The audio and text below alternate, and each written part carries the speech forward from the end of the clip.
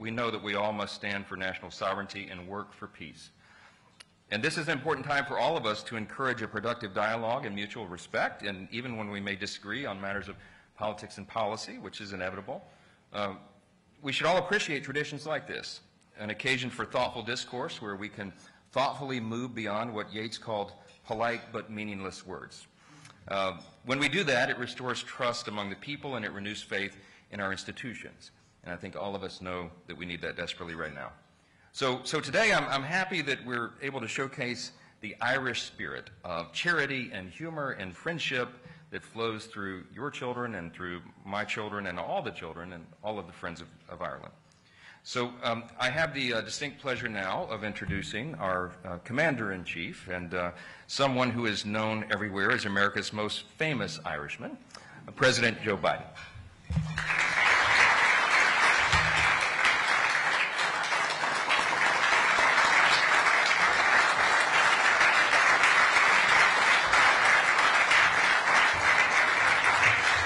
Thank you all very much. Thank you. Well, Mr. Speaker, thank you very much. I was telling the Speaker at dinner when a good friend of mine, and many of you, a former senator from Oregon, Senator Smith, came to me when I was Vice President and said, you know, I've checked it out, you're able to accept this gift. I said, what's the gift? He said, well, the single most significant compilation of historical records and family records are held by the Mormon Church.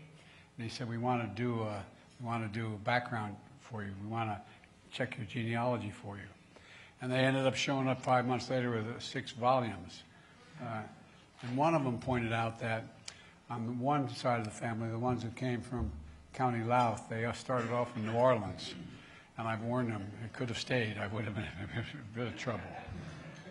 Folks, look, Mr. Speaker, and I want you to know that diplomat Shane Leslie once wrote, every St. Patrick's Day, every Irishman goes out to find another Irishman to make a speech to.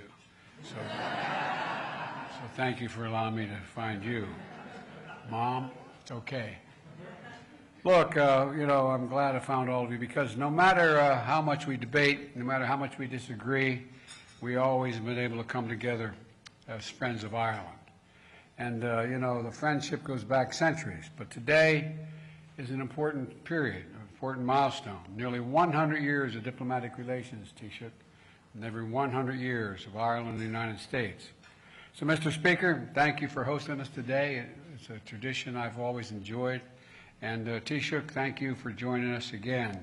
You know, I also like to extend the 100,000 welcomes to all the leaders who are involved in the Ireland and Northern Ireland agreement that they've now put it together. And I think, I just wonder whether my mother would have ever thought that would happen. But it's happened, and it's great. You know, it's great to come together once again. To all Irish Americans, Democrats and Republican members here, I'm glad to be united on this issue, and we begin the next century of a real partnership. It's been a partnership that's really increasing now. And finally, to all they wish they're Irish, I'm glad you're here too. My grandfather used to say that being Irish is enough. At any rate, I won't go into that. But I stand here as a proud descendant of the Finnegans and the Blewitts, the Finnegans from County Mayo, which I just was there not long ago, and the Finnegans from County Louth. And this pride is part of my soul. I'm sure that all of you who are Irish and ancestors feel the same way. In fact, as many of you know, when I served in Capitol Hill, my colleagues used to kid me because I was quoting Irish poets. They thought I quoted Irish poets because I was Irish. I don't do it for that reason, because they're the best poets in the world. That's why I quote them. Stenny, it's true. And, you know, I really, today, there's one poem in particular that comes to mind.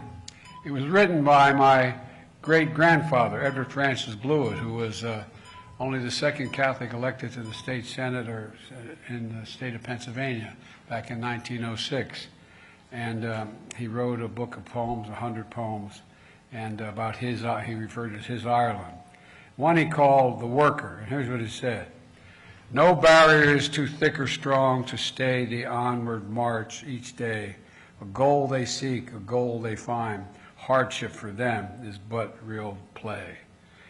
And I think together, Ireland and America are always marching forward toward a better world, toward a better life, and one of greater liberty, greater dignity, and greater equity, opportunity, and possibilities for everybody, possibilities.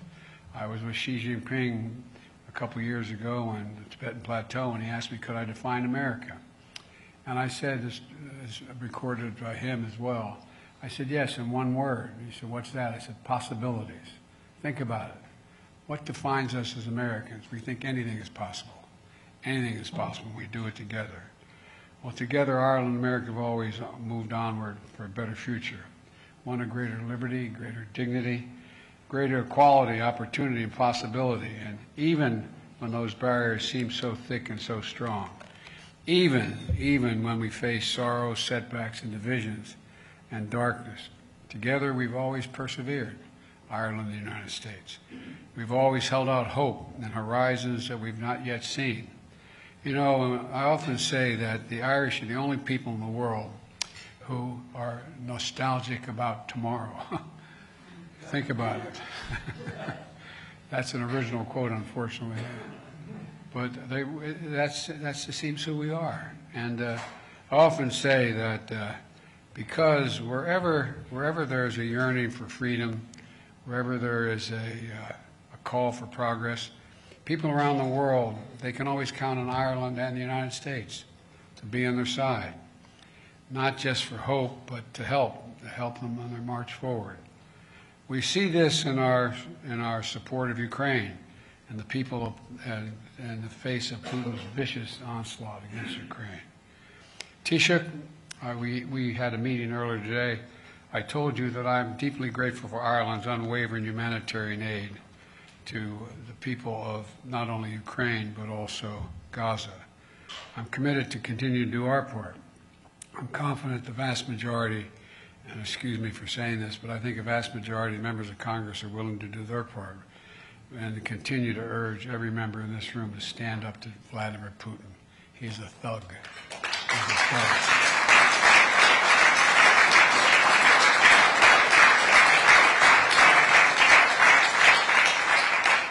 And I urge you to send me the National Security Bill now. The bill includes funding for Ukraine and Israel, and maybe equally important, humanitarian assistance to Gaza. They badly, badly need it. And it sends a clear message. America stands up for freedom, and we bow down to no one in the world.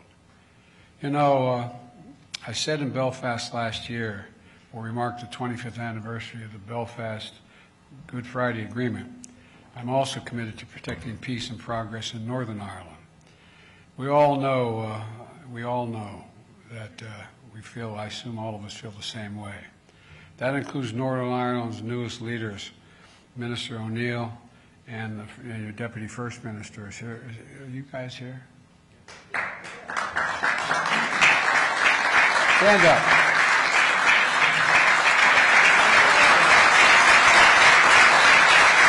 Thank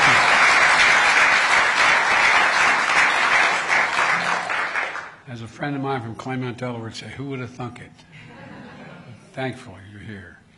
And look, to both of you, thank you for reminding us what possibilities there are as we work across the aisle and rise above long-standing disagreements. Let me close with this. I think we stand at an inflection point, not only in American history, but in world history, where the decisions we make now are going to determine what the next 3, 4, 5, 6 decades are going to look like. And I believe history's watching. I think history is watching. Today, let us resolve the march forward with each other and all those who seek a better future.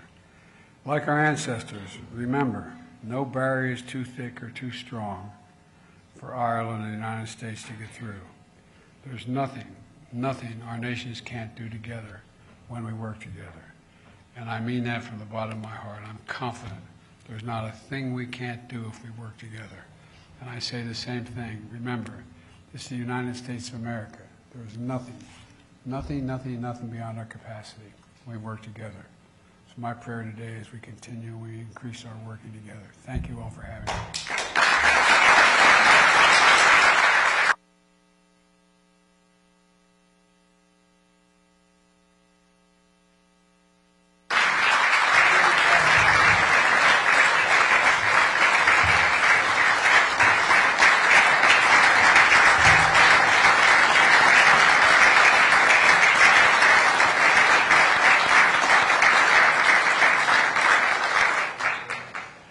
Thank you for your remarks, Mr. President. And our next guest, though he is now leading a country, and I believe he is the youngest to ever hold his office, he started out, you may not know this, as an intern in these very halls more than 2 decades ago. And while this is my first time having the pleasure to meet him in person, he's no stranger to this lunch either. He's been in leadership for quite some time, and he's done a few of these. Will you please join me in welcoming our guest of honor from the Republic of Ireland, the Taoiseach.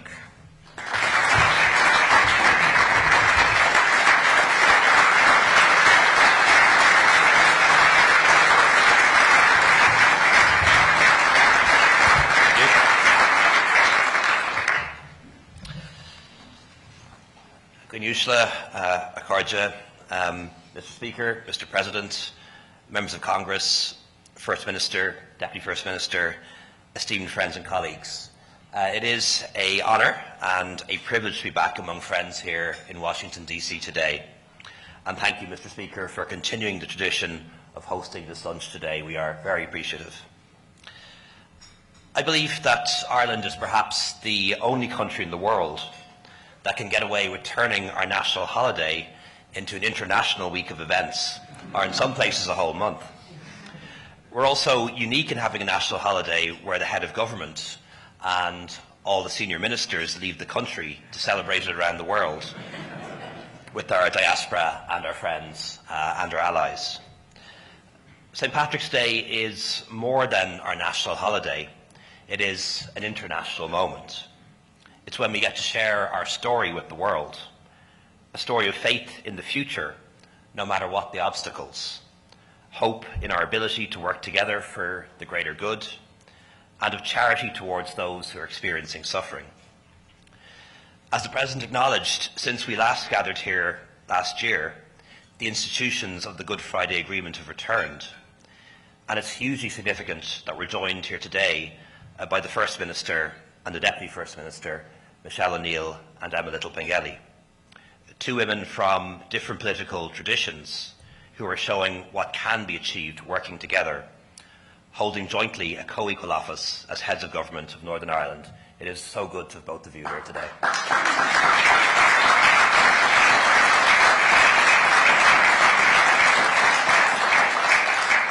And it's really good to see colleagues here as well, ministers and members of the Northern Ireland Assembly, including the Speaker of the Assembly, Mr. Poots. Also to see members of the House of Commons here too, and members of Dáil Éireann and Oireachtas here too as well. So very much seeing all 3 strands of the Good Friday Agreement, the totality of relationships, Northern Ireland, North, South and East, West, all represented here today, which makes this a very special moment. And I want on behalf of all of us to thank the United States and members from both sides of the aisle, and indeed beyond politics, for what you've done to help make Ireland and Northern Ireland a place where young people can dream of coming times brighter than their grandparents could ever have dared imagine. So thank you for your role in giving us back our future. We'll forever remember the steadfast work of so many members of Congress, Democrat and Republican, as well as successive administrations over the years who have made this possible.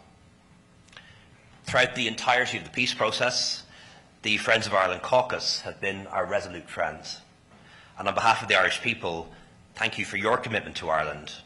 Our country is so grateful for your friendship, for your leadership, and for your enduring support. So thank you so much.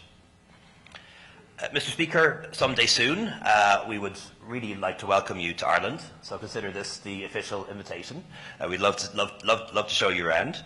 And of course, last year we had the pleasure of showing President Biden around the country.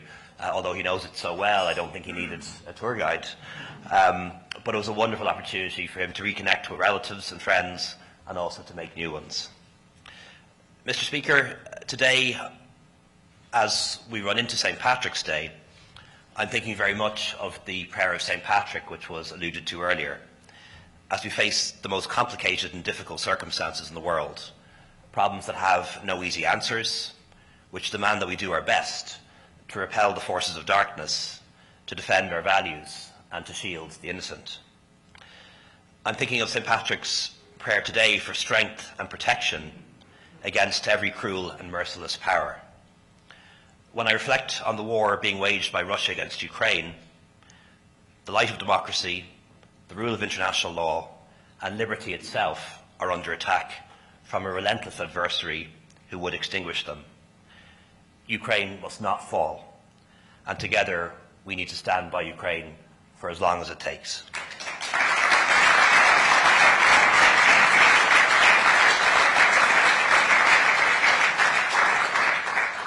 I'm also thinking of St. Patrick's prayer today when he prayed for the wisdom to guide us, when I reflect on the catastrophe that's unfolding in the Middle East, the savage attacks of October 7th on Israel, and the terrible violence and loss of human life in Gaza, which has followed and continues, and we very much want that to end.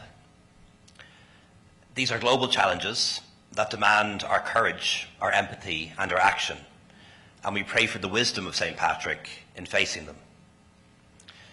Mr. Speaker, over 100 years ago, Ireland and the US established diplomatic relations, the oldest republic welcoming the newest member of the international community. And since then, it's a relationship that has grown on respect, friendship, and shared kinship. So thank you so much for helping us in those 100 years to take our place among the nations of the world. We look forward to working with America for the next 100 years, a second century of friendship and alliance. Laila Podrick, son of Díobh Gallair, happy St. Patrick's Day, and thank you very much.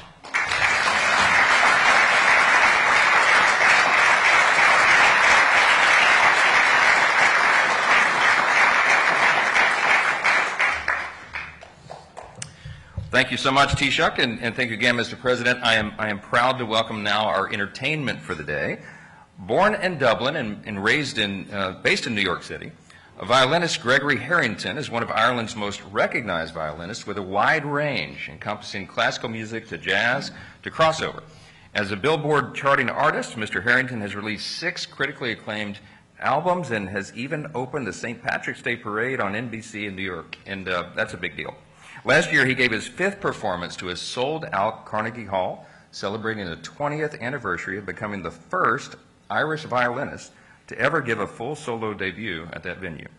Gregory is joined today by Juilliard alumnus Sebastian Stogger, cellist and conductor Stephen Tchaikovsky.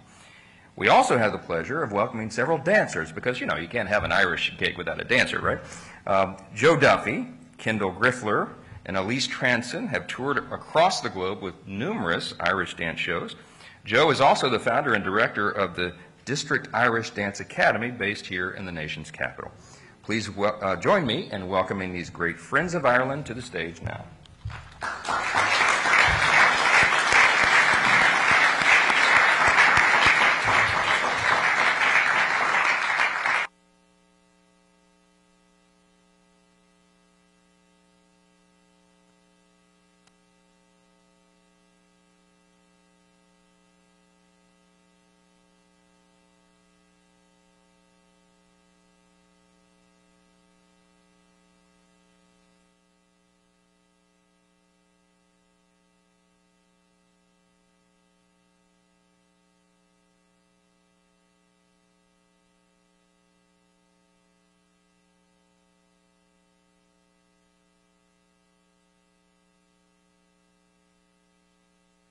Mr. Speaker, thank you so much for that introduction. Mr. President, Mr. Speaker, Taoiseach, Ambassador, distinguished guests. In March 2013, I had the invitation to perform for the Irish American Hall of Fame. The honoree that day was the then Vice President Biden. And me being me, I didn't want to just play. I wanted to do something quite unique for him. So I did my research, and I found out that his great-great-grandfather, I think it was Ambrose's father, was a blind Irish fiddler that hailed from County Louth. So I found an incredible Irish composer who was also blind from County Louth, and I did a piece by him, but I reimagined, I rearranged. And after the performance, the Vice President came over, and he was so gracious in congratulating me. And we talked about loss, and we talked about Yeats, and we talked about just how difficult it is to be on stage and to present. And just as he was departing, he leaned in, gave me a wry smile, and he said, "Greg, if I had your talent, I'd be president." So apparently, Mr. President, you have this in abundance. So what we're going to do today is we're going to get to some incredible traditional Irish music. But first, I want to celebrate what Irish culture is and how contemporary Irish culture is. And we have one of the icons, one of the greatest musical exports that comes out of Ireland. My inner narcissist usually thinks that's me, but I digress. This is a piece from a 1989 album called Rattle and Hum, where the band explored collaborations with B.B. King, with Bob Dylan, and with the Harlem Gospel Choir. This is the iconic song All I Want Is You from the little-known Irish band U2.